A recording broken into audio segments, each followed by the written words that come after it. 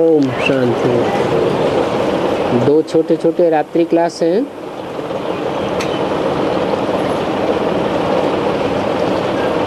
रात्रि क्लास 25 अप्रैल 1968। प्रदर्शनी व म्यूजियम प्रोजेक्टर से अच्छी है। इसमें जास्ती दिलचस्पी लगती है किसको समझाने के लिए, और चित्रों में सबसे अच्छी सीढ़ी है 84 जन्मों की। सतो प्रधान से तमो प्रधान बनते हैं। पहले भारत स्वर्ग था, फिर नरक कहलाता है,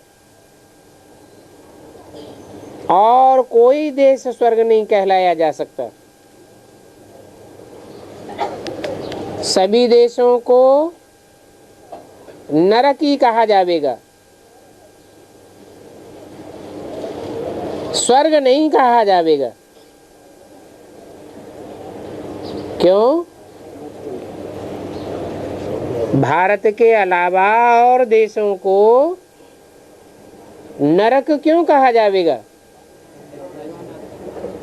क्योंकि जो भी और मनुष्य मात्र आए हैं विदेशों में धर्म स्थापना करने, वो सब नर ही हैं। और भगवान कोई नर अर्थात मनुष्य बनकर नहीं आता है। मनुष्य को भगवान कहा भी नहीं जाता है। मनुष्य कहा जाता है मन चलाने वाले को। मननात् मनुष्य है। मनन चिंतन करने से मनुष्य बनता है। मनन चिंतन न करे उससे नीची स्टेज वाला हो, मन का उपयोग ही न करने वाला हो, तो उसे जानवर कहा जाता है। और मन से भी परे की स्टेज में जो रहे, अमन बन जाए, उसे भगवान कहा जाता है। तो और देशों में मनुष्य धर्म पिताएं आए जिन्होंने अपने अपने धर्म की स्थापना की। इसलिए और सभी देशों में नरकी कहा जाएगा, क्योंकि नरकी करनी है, भगवान की करनी नहीं है। स्वर्ग तो फिर स्वर्ग है, स्वस्थिति से स्वर्ग बनता है, और सदा काल स्वस्थिति वाला है भगवान।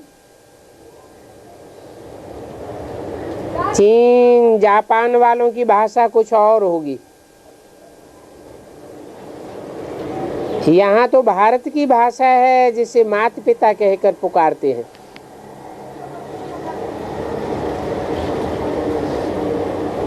बाहर देश वाले गॉड फादर कहते हैं।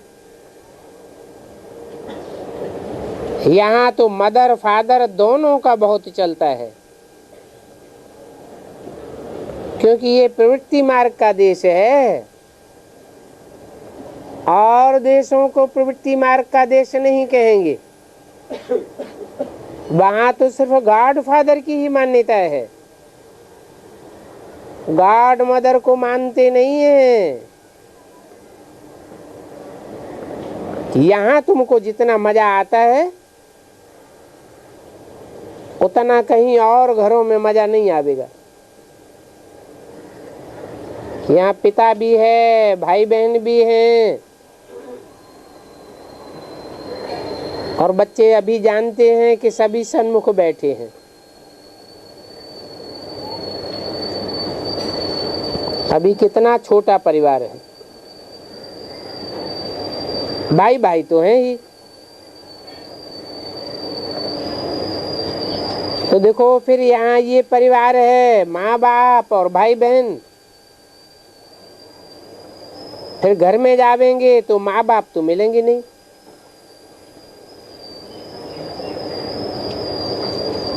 बुद्धि में भी थोड़ों को आवेगा माता पिता बैठे हैं आबू में।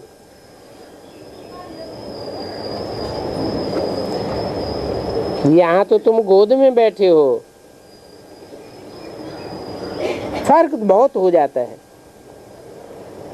यहाँ तो तुम ईश्वरीय परिवार में बैठे हो, वहां दुनिया में तो बहुत मनुष्य देखने में आते हैं। यहाँ तुम बाप दादा के सन्मुख बैठे, संगम युग पर है ये ईश्वरीय परिवार। दैवी परिवार होता है सतयुग में, ये है ईश्वरीय। और ब्राह्मण कुल है, परंतु परिवार ईश्वरीय कहेंगे। ईश्वर का परिवार है। अगर सिर्फ ईश्वरीय परिवार ही कहें तो फिर निराकारी दुनिया में चले जाएंगे, परंतु ये तो ईश्वरीय परिवार है तो जरूर कुल भी होगा। ब्राह्मण कुल कहो, ईश्वरीय परिवार कहो, इस समय संगम युग पर ही होता है। वहां इतनी भाषण नहीं आवेगी जब तुम अपने घर में रहते हो, क्योंकि वहां तो आत्मिक स्थिति है।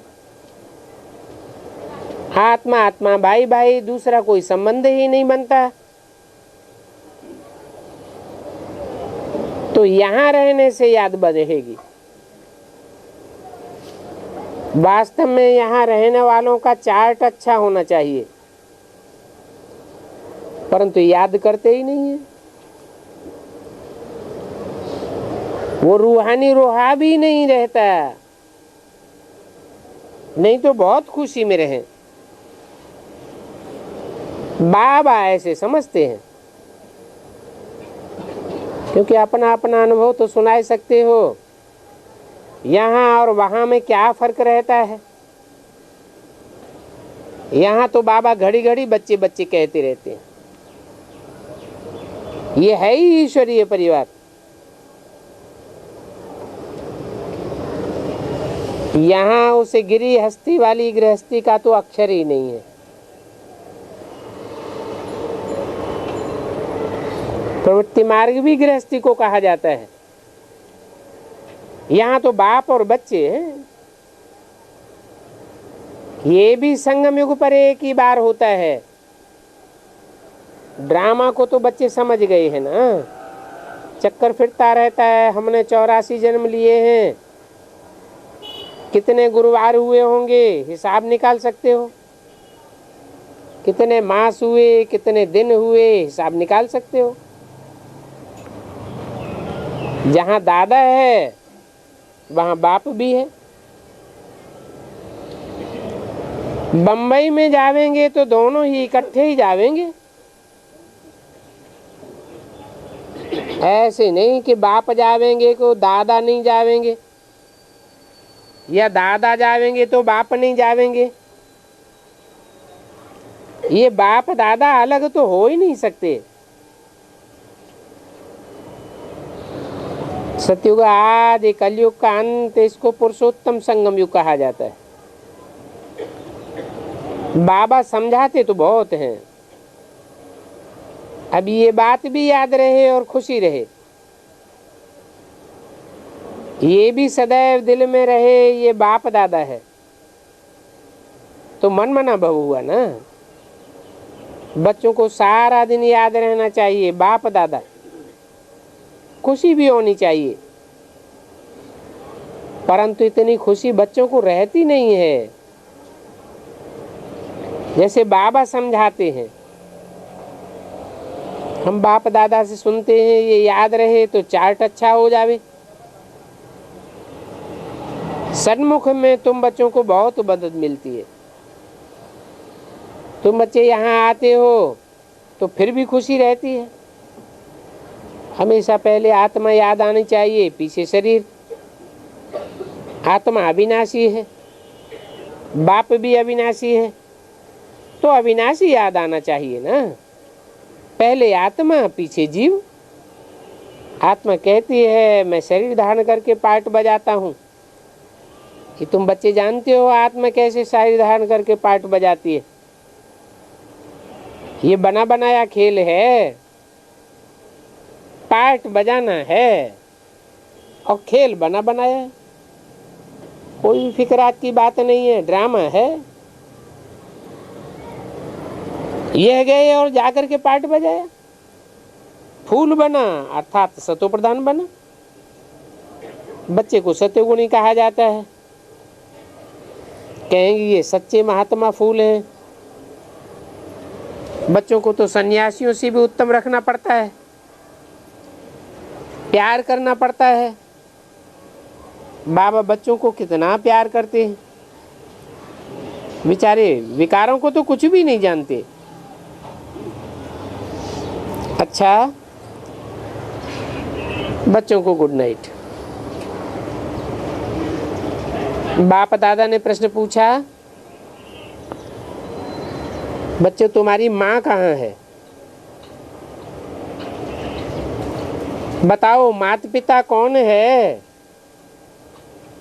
तो कई ने बताया कि शिव बाप है, ब्रह्मा माँ है। बाबा बोले ये रंग है। फिर संदेशी ने सुनाया ब्रह्मा ही माँ है, ब्रह्मा ही बाप है।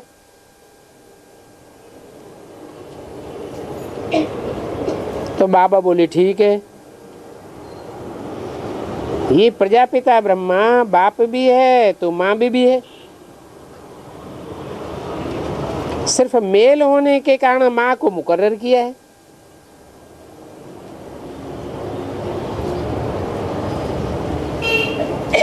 ज्ञान से माता पिता इनको कहना पड़ेगा।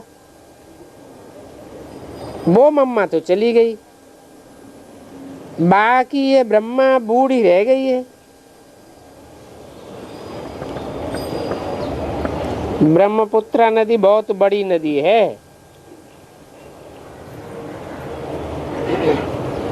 सबसे बड़ा मेला सागर और ब्रह्मपुत्र का लगता है। अच्छा, ओम शांति। ये कुछ पॉइंट ऐड कर दिए गए हैं रात्रि क्लास के बाद, मेल नहीं खाता है। अगला रात्रि क्लास है 26 अप्रैल 1968।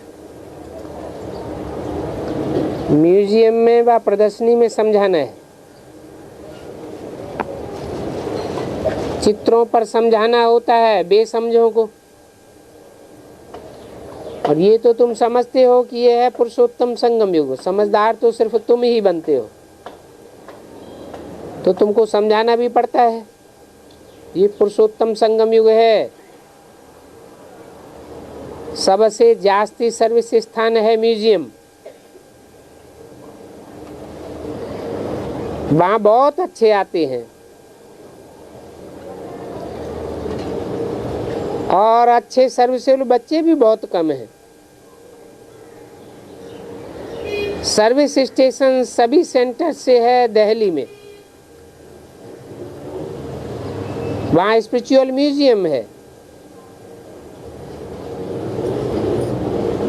इस अक्षर का भी ठीक अर्थ नहीं निकलता है। पूछते हैं आप भारत की क्या सेवा कर रहे हो? अब ये हैं तो जंगली लोग। भगवान वाच है ना, ये जंगल है। तुम तो संगम युग पर हो, न फॉरेस्ट के हो न गार्डन के हो। अभी तुम गार्डन में जाने का पुरुषार्थ कर रहे हो। इस रावण राज्य को राम राज्य बनाए रहे हो। तुमसे कोई पूछते हैं इतना खर्चा कहाँ से आता है? बोलो, ये तो हम ब्रह्मा कुमार कुमारियां ही करते हैं। राम राज्य की स्थापना हो रही है। तुम तो जानते नहीं हो कि हम क्या कर रहे हैं। आकर के समझो, कि हम क्या कर रहे हैं, हमारा एम ऑब्जेक्ट क्या है। वो तो सावरेंटी को मानते ही नहीं है, इसलिए सावरन को भगाई दिया। तब ही तुम तमो प्रधान गंदे बन गए हो। तो सावरेंटी अच्छी नहीं लगी। ड्रामा अनुसार उन्हों का भी दोष नहीं है। ड्रामा में जो कुछ होता है वो हम पार्ट बजाते जाते हैं। कल्प कल्प ये पार्ट चलता चला आया है। ये बाप द्वारा स्थापना हो रही है, इसके लिए खर्चा भी तुम बच्चे ही करते हो। अपने लिए राजधानी स्थापन कर रहे हो, और तो किसी को पता भी नहीं है कि ये राजधानी स्थापन हो रही है। तुम्हारा नाम तो मशहूर है, तुम अनमोल वॉरियर्स हो। ऐसे तो अननोन वॉरियर्स कब होते नहीं हैं, और अननोन वॉरियर्स तो बहुत नहीं हो सकते, क्योंकि सिपाही लोगों का तो सारा रजिस्टर रहता है। ऐसा तो कोई हो न सके जिसका नंबर न हो रजिस्टर में। परंतु अननोन वॉरियर्स तो तुम हो। तुम्हारा कोई रजिस्टर में कोई नंबर नहीं है, और कोई हथियार पवार भी नहीं है। जिस्मानी हिंसा तो है ही नहीं। योग बल से तुम विश्व पर जीत पाते हो। ईश्वर सर्वशक्तिमान है ना, तो उसकी याद से तुम शक्ति ले रहे हो। सतो प्रधान बनने के लिए तुम बाप से योग लगाए रहे हो। सतो प्रधान बने, उनके लिए फिर सतो प्रधान राज्य चाहिए। तो वो सतो प्रधान राज्य तो तुम स्थापन कर रहे हो, परंतु ये सतो प्रधान राज्य किसके मत पर स्थापन करते हो? जिसकी मत पर तुम ये सतो प्रधान राज्य स्थापन करते हो वो तो गुप्त है। निराकार को गुप्त भी कहा जाता है। जब आकर के इनमें प्रवेश करते हैं, नहीं तो गुप्त उनको कहा जाता है जो देखने में ना आता हो। शिव बाबा भी है, पर इन आंखों से नहीं देख सकते हो, तो तुम भी गुप्त हो और बाप भी गुप्त है। तुम गुप्त से शक्ति ले रहे हो। बच्चे जानते हैं हम पतित से पावन बनते हैं। पावन में शक्ति होती है, पतित में तो शक्ति होती नहीं है, क्योंकि दुनिया के सारे काम पवित्रता से होते हैं। सतयुग में तुम पावन होंगे। उन्हों की ही 84 जन्मों की कहानी बाप बतलाते हैं। अभी तुम बाप से शक्ति लेकर शक्तिशाली बन, पवित्र बन, फिर पवित्र दुनिया का राज भाग ले रहे हो। बाप कहते हैं बाहुबल से कब कोई ने विश्व पर राजाई पाई नहीं है। ये तो योग बल की बात है। वो लड़ाई लड़ते हैं, परंतु राज्य तुम्हारे हाथ में आ जाता है बिना कोई लड़ाई के, क्योंकि तुम्हारी है सारी योग बल की बात। सर्वशक्तिवान बाप तुम्हारी ओर है, उनसे शक्ति तुमको मिलनी चाहिए। यहाँ तुम बैठे हो तो बाप को और रचना के आदि मध्य अंत को जानते हो। तुम जानते हो हम सुदर्शन चक्रधारी बन रहे हैं, परंतु कोई को स्मृति रहती है, कोई को नहीं रहती है। सभी को तो नहीं रहती ना। ये स्मृति होनी चाहिए। सृष्टि के आदि मध्य अंत रचयिता और रचना को हम जानते हैं। तुम बच्चों को ही नॉलेज मिलती है, बाहर वाला तो इस ईश्वरीय नॉलेज को समझ भी न सके, इसलिए बाहर वालों को यहाँ बुलाया नहीं जाता है। पतित पावन बाप को सभी पुकारते हैं, परंतु वो कोई अपन को पति समझते थोड़े ही है। ऐसे ही तोते मिसल बोलते रहते हैं, ये भी नहीं जानते पावन दुनिया और ये पतित दुनिया है। गाते हैं पतित पावन। गांधी जी भी गीता उठाते थे, परंतु पिछाड़ी में भोग उल्टा लगाते थे। सभी हैं ब्राइड्स, बाप है ब्राइड ग्रूम, वो आते ही हैं सर्वगति सबकी सदगति करने के लिए। तुम बच्चों को कितना श्रृंगारते हैं। अभी तुम बच्चों को डबल इंजन मिली हुई है, ऊंच ते ऊंच चढ़ाई तुम्हारी है। जब ऊंची चढ़ाई होती है, पहाड़ पर चढ़ते हैं तो ट्रेन को 2 इंजन लगाते हैं। ये बाप तो बड़ी इंजन है, ये रोल्स रॉयल्स इंजन है। रोल्स रॉयल्स में इंजन बड़ी अच्छी होती है, बाप भी ऐसे ही है। कहते हैं हे पतित पावन आओ और हम भी को ले जाओ, पतित को पावन बनाकर साथ में ले जाओ। तुम तो यहाँ बैठे हो बिगर झांझ बजाए, तकलीफ की तुमको कोई बात नहीं होती है। बाप को याद करते रहो, जो रास्ते में मिले उसको रास्ता बताते रहो। बाबा बिच्छू का मिसाल भी देते हैं, जहां नरम देखो वहां डंक मार दिया। बाप कहते हैं मेरे जो भक्त हैं उनको सुनाओ, लक्ष्मी नारायण के भक्त हों, कृष्ण के भक्त हों, राम के भक्त हों, उनको ये ज्ञान देना चाहिए।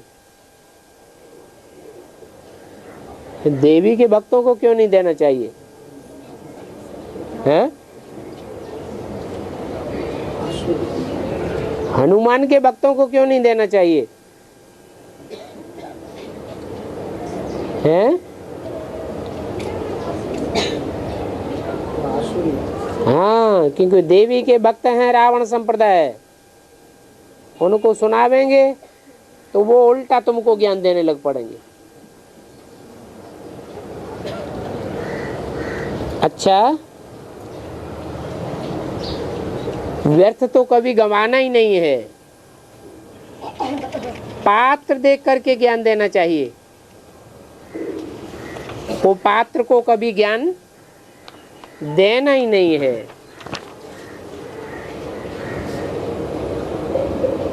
अगर को पात्र को दिया तो क्या होगा? मिसयूज करेगा। 26 अप्रैल 1968 की वाणी का दूसरा पेज। जो पतित मनुष्य होते हैं वो तो पतितों को ही ज्ञान देते हैं। तुम पतितों को बाप के सामने नहीं लावेंगे। जो पवित्रता की प्रतिज्ञा लेते हैं उनको ही बाप के सामने लाते हो। पतित को दान देने से पतित ही बनेंगे और ही कदम नीचे उतरना पड़ता है।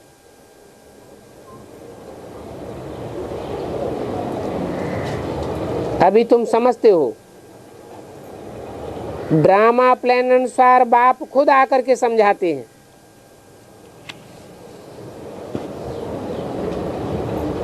वास्तव में मैं शक्तिवान नहीं हूं। कहते हैं राम और रावण,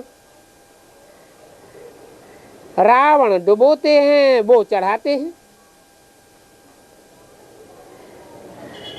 रावण विकार में गिरते ही जाते हैं और रावण सभी को डुबोते हैं। बाप है सर्वशक्तिवान, उनसे तुम शक्ति लेकर के सभी को उत्तम बनाते हो।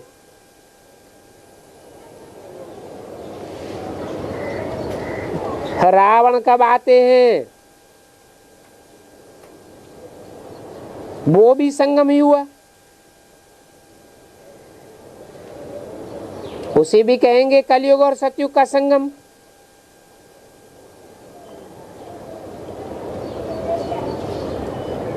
और वो संगम है फिर द्वापर और त्रेता का। वो दिन है और वो रात है। ब्रह्मा का दिन रात ये अक्षर शास्त्रों में है। जहां ब्रह्मा है तो ब्रह्मा का दिन और रात भी है। ब्रह्मा नहीं है तो ब्रह्मा का दिन और रात भी नहीं है।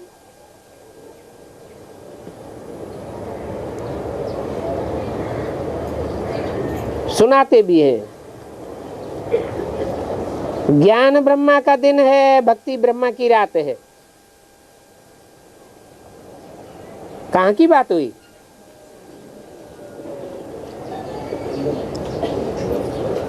संगम युग की कैसे? शूटिंग पीरियड में ब्रह्मा का दिन भी है तो ब्रह्मा की रात भी है।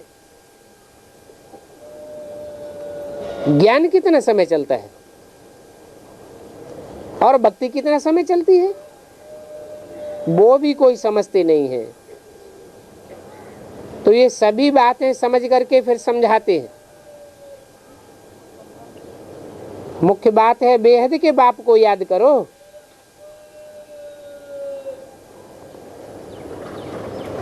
हद के बाप तो जन्म बाई जन्म मिले, बेहद का बाप सिर्फ एक बार ही मिलता है। बेहद का बाप आते हैं तो पुरानी दुनिया का विनाश हो जाता है।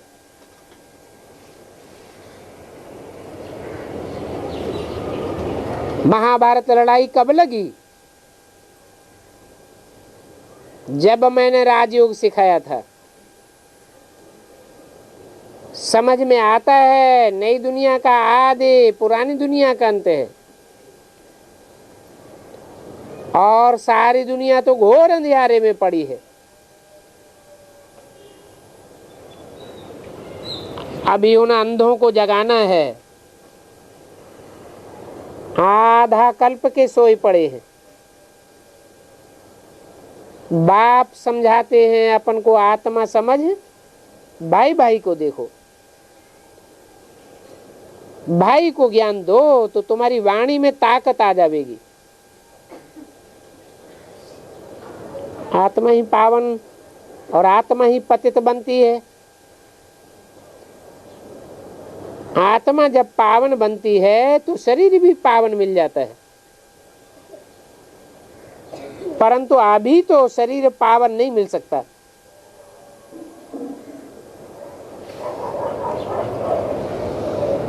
कब मिलेगा? है? आत्मा पावन बनती है तो शरीर भी पावन मिलता है, परंतु अभी तो शरीर पावन नहीं मिल सकता, क्योंकि शरीर तो सड़ते जावेंगे और आत्मा बल पावरफुल होती जाएगी। परंतु आत्मा के वाइब्रेशन भी पावरफुल इतने हो जाएं और आत्मा भी वो पावरफुल वाइब्रेशन वाली सृष्टि पर बचे, तब सृष्टि के 5 तत्वों का परिवर्तन होगा। तब 5 तत्वों के शरीर भी पावन बनेंगे। तो ये कब होगा? है? दुनिया का विनाश होने से पहले होगा या बाद में होगा? जब तक ये 5 तत्वों की दुनिया है, तामसी तमो प्रधान, और उसमें रहने वाली आत्माएं भी तामसी हैं, जो पुरुषार्थ न करने वाली है या पुरुषार्थ में कमजोर है, ऐसी आत्माओं का संगठन जब तक नहीं बना है पक्का मजबूत, तब तक इस दुनिया के वाइब्रेशन खराब ही होते रहेंगे। खराब वाइब्रेशन वाली दुनिया में सतो प्रधान शरीरों का जन्म नहीं हो सकता। इसलिए बोला कि अभी तुमको पावन शरीर नहीं मिल सकता। ये 500-700 करोड़ मनुष्यों की दुनिया है, इसमें सब योगी तो नहीं हो सकते। भोगियों की संख्या बहुत रहेगी और योगियों की संख्या मुट्ठी भर, तो वो वाइब्रेशन को खराब करते रहेंगे। 5 तत्व को तमो प्रधान बनाते रहेंगे। इसलिए शरीर सतो प्रधान नहीं बन सकते। हाँ, पवित्र बनना तो सभी को है। कोई शरीर छोड़ने के बाद पवित्र बनेंगे, कोई शरीर रहते रहते ही पवित्र बनेंगे। जो योग बल से पवित्र बनेंगे उनकी बलिहारी है। बाकी भोग बल से पवित्र बनेंगे, धर्मराज की सजाओं से पवित्र बनेंगे, वो कोई खास बात नहीं है। सजाएं खाई, पद नीचा हुआ, तो तुम बच्चों की मेहनत ही है याद की यात्रा में। बाबा तो बार बार समझाते रहते हैं, बच्चों को प्रैक्टिस भी कराते हैं,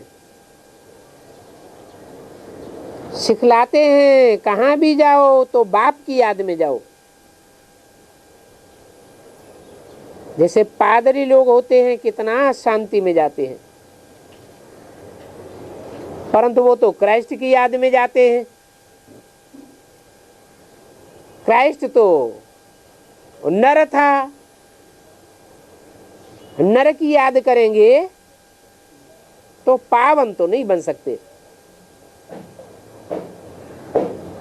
तुम तो उसकी याद में जाते हो जो सदैव स्व स्थिति में रहने वाला है। तो वो तो क्राइस्ट को याद करते हैं। पोप उनका भला बड़ा है, परंतु याद फिर भी क्राइस्ट को करते हैं। यहां भारतवासी तो अनेकों को याद करते रहते हैं। बाप कहते हैं कि एक के सिवाय और कोई को याद न करो। बेहद के बाप से ही मुक्ति और जीवन मुक्ति का वर्षा लेने के हम हकदार बनेंगे। सेकंड में जीवन मुक्ति मिल जाती है। सतयुग में सभी जीवन मुक्ति में थे, जीवन भी था और दुख दर्दों से मुक्त भी थे। इस कलयुग में सभी जीवन बंध में है। ये किसको भी पता नहीं है कि यहां सभी बंधन में है।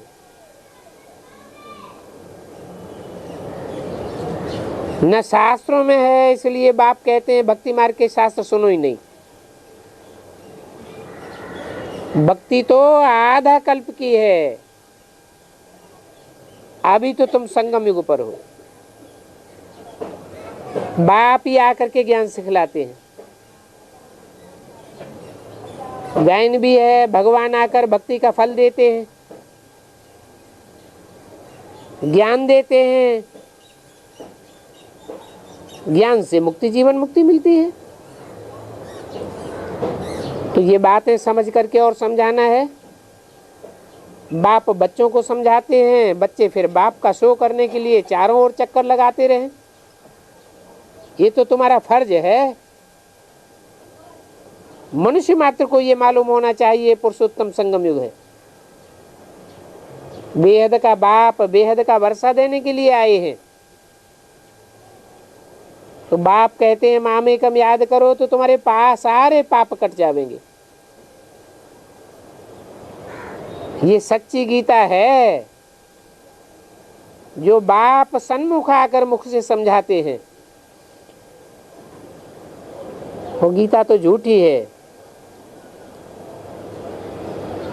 कागज के पत्तों में लिखी हुई गीता भी झूठी है।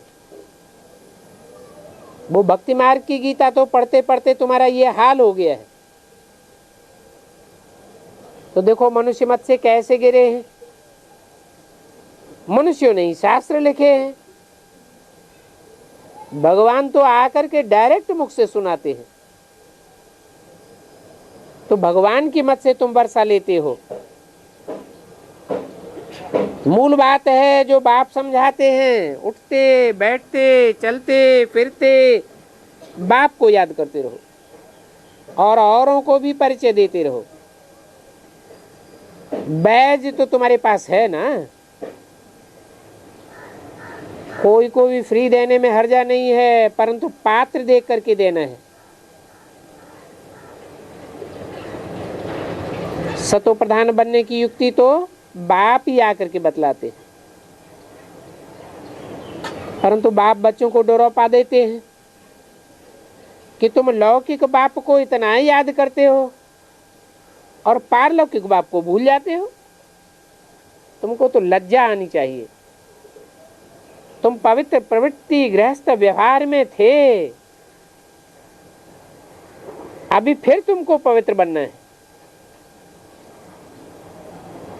तुम भगवान के गॉडफादरली स्टूडेंट हो, तो अपने अंदर देखो कहाँ हमारी बुद्धि भटकती तो नहीं है।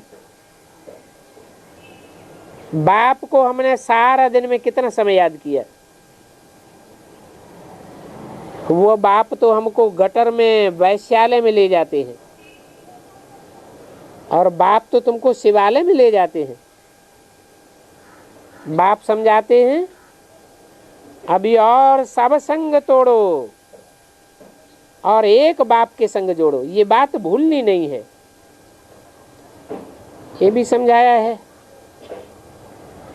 भाई भाई की दृष्टि से देखो तो देह नहीं दिखाई पड़ेगी, तुम्हारी दृष्टि बिगड़ेगी नहीं। बहुत भारी मंजिल है और ये ऊंची मंजिल का ज्ञान ही तुमको अब ये मिलता है। भाई भाई कहते तो सभी हैं, मनुष्य कहते हैं ब्रदरहुड, ये तो ठीक है, परमपिता परमात्मा की हम संतान हैं। फिर परमपिता परमात्मा हेवनली गॉड फादर है, उसकी संतान होते हुए हम यहाँ नरक में क्यों बैठे हैं? बाप स्वर्ग की रचना करने वाला, फिर हम स्वर्ग में होने चाहिए, नरक में क्यों बैठे हैं? तुम इन बातों को समझाते समझाते उन्नति को प्राप्त करते रहो। 26/4/68 की रात्रि क्लास का 3रा पेज। बाप को सर्वसेवल बच्चियां बहुत चाहिए। सेंटर्स खुलते जाते हैं, समझते हैं बहुतों का कल्याण होगा, परंतु सेंटर संभालने वाली भी चाहिए